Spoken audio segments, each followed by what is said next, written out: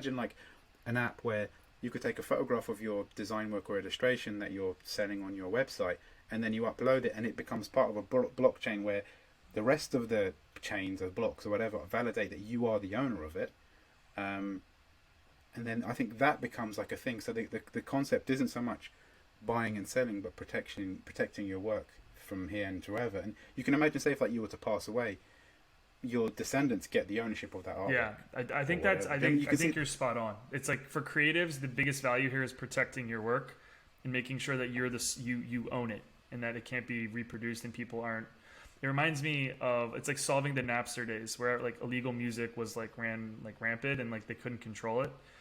But imagine that like every time that someone else shares a song that you get, the artist gets the original cut. And that's what they need to figure out, to your point, is like protecting yourself, but making sure the original creator of the digital art is getting compensated like accordingly, which is still unclear to me. The thing about Napster is what UX or like design UX demonstrated was like, the record companies had this problem of people stealing music. You had Dr. Dre and that rock band, I forgot what they're called, who were basically taking people to court over Napster. And then what Spotify did was demonstrate that people be willing to pay for music if you create the right experience. Like iTunes basically existed and pretty much ended the reason for having Napster, where you create a market where people just want to buy songs and just listen onto all their devices and it just syncs.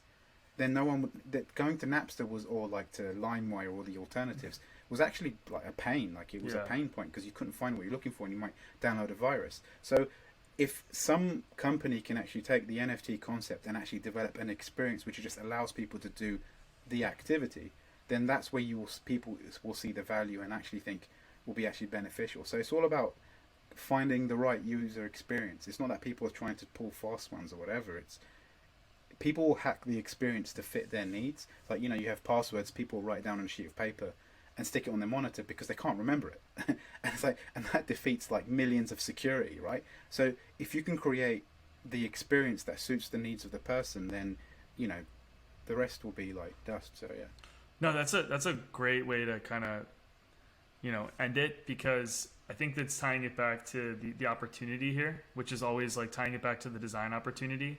And this is like part of like Design Huddle is identifying both tech trends and design trends and finding like opportunities for UX designers to thrive. And if there's one world where good UX designers have a lot of opportunity, it's in this world. So do your own research and come back to us if you have other good examples. But thanks for tuning into this episode. And thank you to our sponsors. And we'll catch you on the next episode of Design Huddle.